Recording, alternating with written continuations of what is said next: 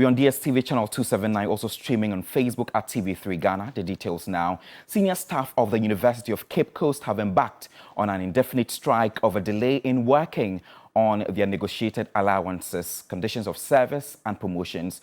The local chapter of the Senior Staff Association of the Universities of Ghana at the University of Cape Coast says its members are not happy over delays on the part of management of the university to resolve certain pertinent issues regarding its members. According to the group, issues and grievances such as negotiated allowances, issues of conditions of service and its members have not been implemented.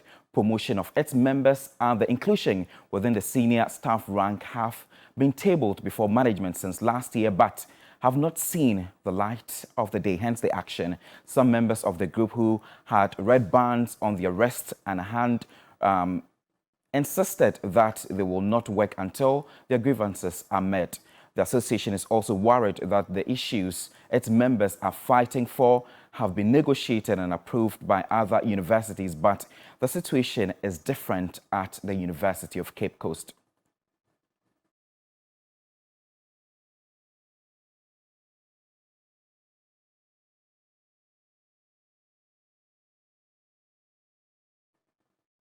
We'll be getting more details subsequently in our bulletins on Midday Live. Away from that, Ghana's human rights status has once again been called into question in the latest 2022 U.S. Department of State report. Among other things, instances of corruption, arbitrary arrest and killings, as well as abuse against journalists, are eroding gains made in the democratic dispensation. My colleague Komladom highlights some of the key concerns contained in the report.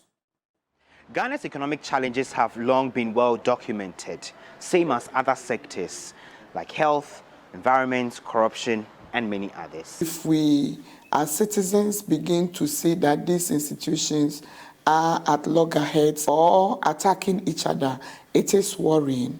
But the 2022 U.S. Department of State report has once again brought to the fore some of these issues of great concern. Corruption and lack of transparency remain a huge challenge for Ghana as state agencies fail to apply penalties to individuals and political actors who were involved in corrupt practices. A number of reports have shown this. The U.S. State Department cites, for example, a report including the Ghana Integrity Public Services Survey in July, which found corrupt practices resulted in more than 5 billion cedis in losses. Again, the controversial La Bianca matter, in which improper issuance of customs advance rulings and markdowns of benchmark values by the Ghana Revenue Authority Customs Division led to loss in revenue to the state, as well as other investigations relating to public procurement processes and others in government offices and agencies. Some of these incidents are being investigated by the Special Prosecutor's Office. There is also the 2021 Auditor General's report, which found in excess of 1.08 billion cedis was lost in terms of revenue leakages in government agencies. We have a common goal that we need to fight to make sure that every cedi is accounted for. The report also indicates a decline in civil liberties and a seeming clampdown on free speech, also in the matter relating to the arrest of civil advocates Oliver Barker-Vomao. I have used the word coup in my write-up for so long. Now, in this particular state, the state decided to arrest me. That's fine. But the most important thing for me is that I want my day in court. The Fix the Country convener was slapped with misdemeanor charges for making false statement via his Facebook page, charges which would later be upgraded to treason felony, and was held in prison for 35 days without bail.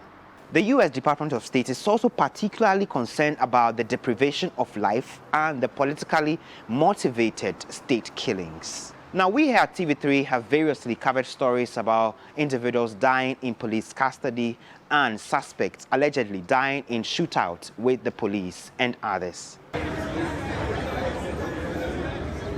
We remember Albert Donko of Nkranza, who was allegedly killed while in police custody, which sparked spontaneous protest among young people in the area.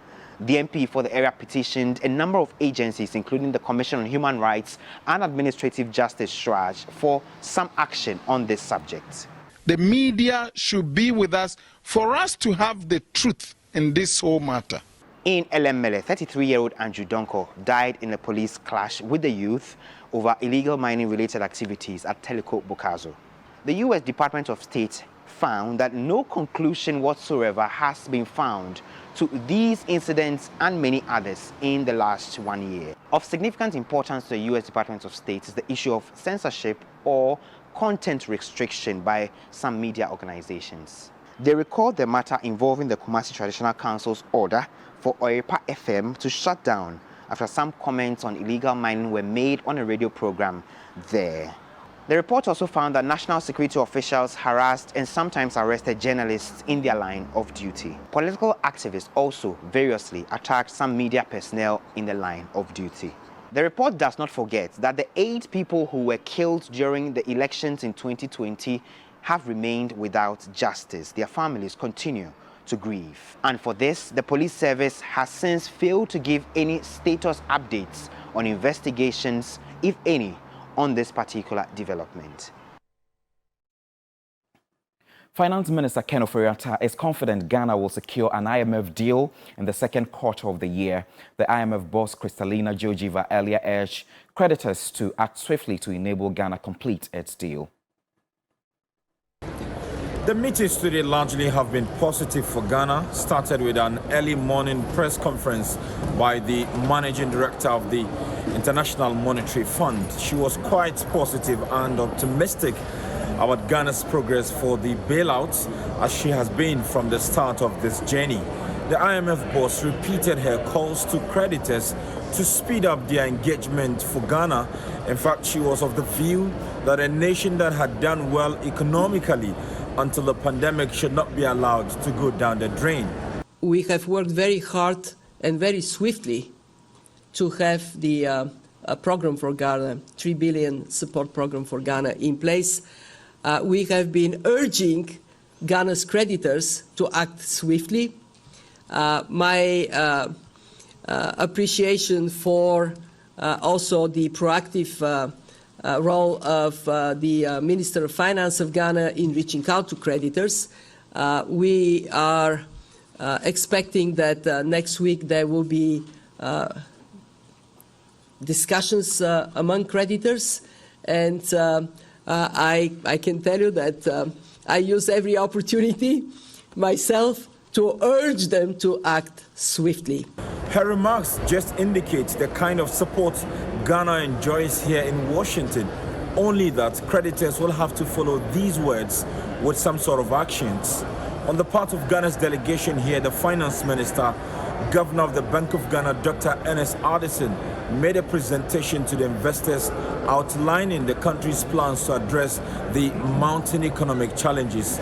Essentially, Ken Ofori-Atta sought to reassure investors that the country will get the bailout very soon and that the economy would regain the vibrancy and excitement it used to have. So all fingers crossed, the finance minister is anxiously expecting the creditors to deliver the much needed financing assurances to the board of the IMF to pave the way for board engagement and ultimate approval. For TV3 News, Sani Abdurrahman, Washington. Let's do some health stories now. The Food and Drugs Authority has granted marketing approval for the R21 malaria vaccine manufactured by the Serum Institute of India for the immunization of children between 5 months and 3 years. The FDA says the vaccine is safe and has a 73% efficacy. It's a day of pure elation for Ghana, for science, and for all of humanity, as the FDA has granted approval to a new vaccine. A vaccine against malaria, the R21 vaccine by the Serum Institute of India, that could change the world forever. This breakthrough is a game changer, a world changer for malaria, the deadly disease that claims the lives of millions of individuals with 73% vaccine efficacy. The world shall never be the same again for this triumph of human ingenuity. The approval was granted following an extensive series of reviews and peer reviews of the non-clinical, clinical, and quality parts of the vaccine product development dossier. The R2 malaria vaccine has been approved for use for the immunization of children aged 5 months to 36 months against malaria caused by Plasmodium falciparum. The possibilities are endless as we look to the future with renewed hope, for this vaccine shall not only save lives but also inspire us to dream, to strive and to cope. For it is a day we shall all remember with great reverence. Emmanuel Samani, TV3 News, Accra.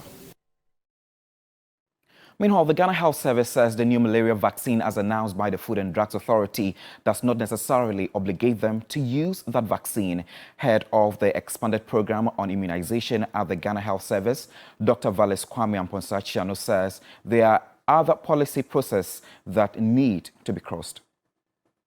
The first step for introducing any new vaccine is regulation. And so the simple message that the Food and Drugs Authority has sent to all stakeholders is that there's a new vaccine, malaria vaccine, which is efficacious and is safe. And so you can go for it. That's a very simple message. It doesn't mean use it at all cost. It means you can go for it. It is safe and efficacious. If the Food and Drugs Authority tells us that they've approved a certain vaccine or medicine, then we know that it's okay. That's all. Because they do a review of a whole dossier. It's not just about publication. So we trust that they've done that. And therefore, if the final decision is taken in terms of policy and other issues that would have to be taken care of before any vaccine is introduced, once we go through that hurdle, it means we have jumped the regulatory part, because you need that before you can even introduce it. And so for us, it's good news. You will recall that there's a malaria control program, now a malaria elimination program, which has been in existence for quite some time.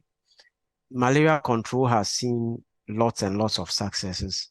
However, we still have malaria as the #1 killer of children in sub-Saharan Africa, which bears the biggest brunt of it. And so you will recall that for some time now, we've been piloting malaria vaccine in the country alongside 2 other countries, Kenya and Malawi, for which we are now scaling up. We believe in multiplicity. So any vaccine that comes to add on is to go through a process of policy making, in terms of direction from the ministry, by extension, the Minister of Health. There's also the National Immunization Technical Advisory Group, which the minister normally will commission to look into all the issues around the vaccine and the cost effectiveness and all that, apart from the regulatory part. Then before it's considered for use. Ghana's effort to completely eradicate malaria as a killer disease has received a major boost with the approval of the R21 that experts say is a game changer. Ghana has become the first to approve the new malaria vaccine developed by scientists at the Oxford University, which the FDA says it has passed through its rigorous testing regime. Another day with many malaria cases here at the Kolebu Polyclinic. The mosquito-borne disease remains a major cause of illness and death in Ghana, particularly among children and pregnant women.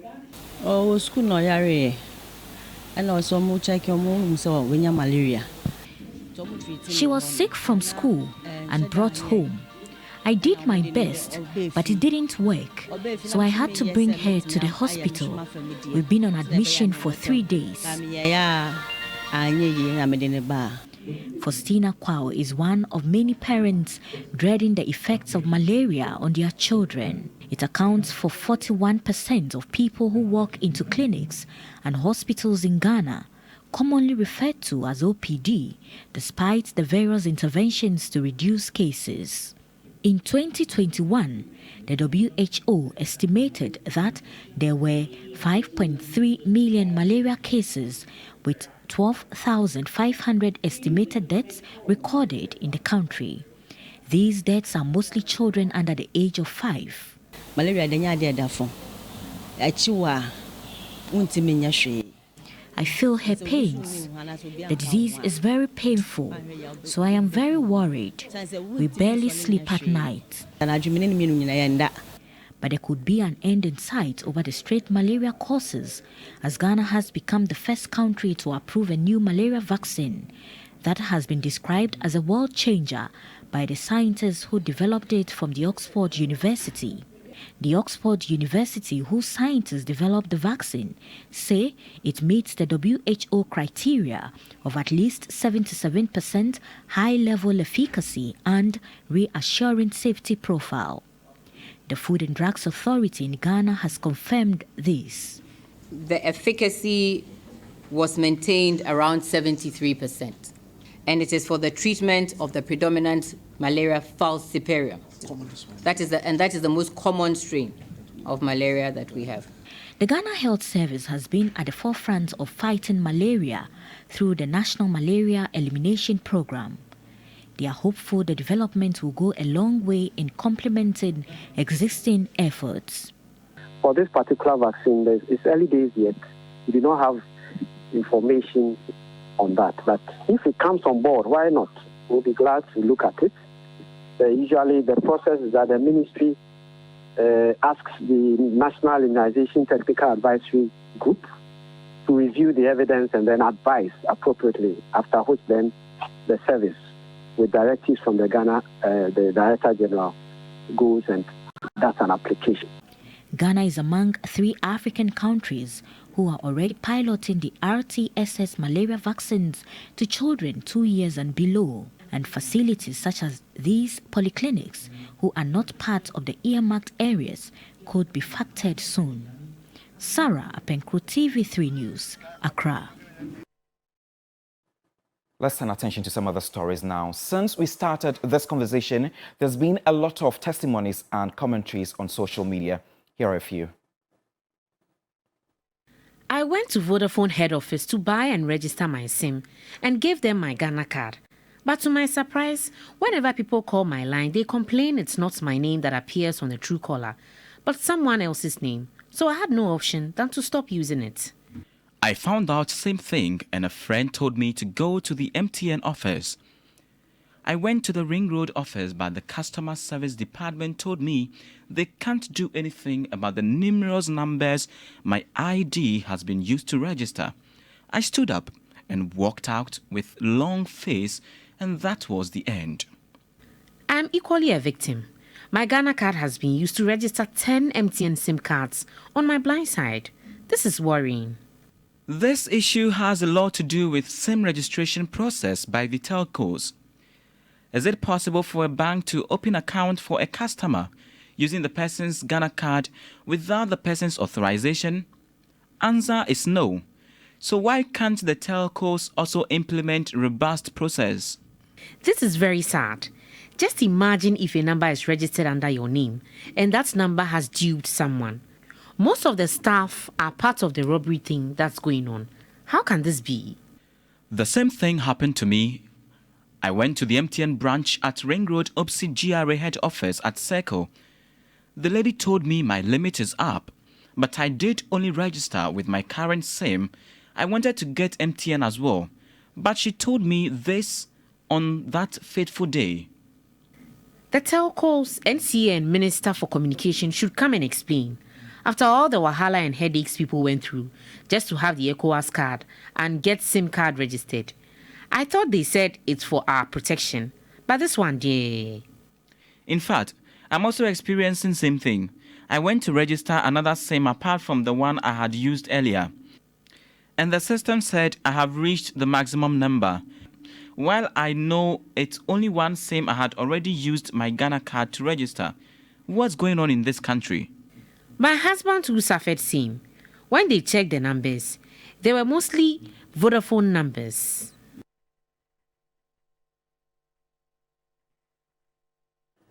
Let's do some international news now. U.S. President Joe Biden has addressed a joint sitting of the island's parliament, becoming the 4th American leader to do so. Biden is on a tour of the Republic of Ireland, having Earlier, being in Northern Ireland to mark the 25th anniversary of the Good Friday Peace Fee Agreement size, he has met Irish President Michael D. Higgins at his official residence and also held talks with Irish PM Leo Varadkar. Thousands of people gathered to welcome him last night as he visited distant relatives in Carlingford in the northeast of the country. Well, that's all we have for you this morning. With me, Godwin Asidiba. The show continues shortly with Roland Walker and Bella Mundi. Good morning, guys.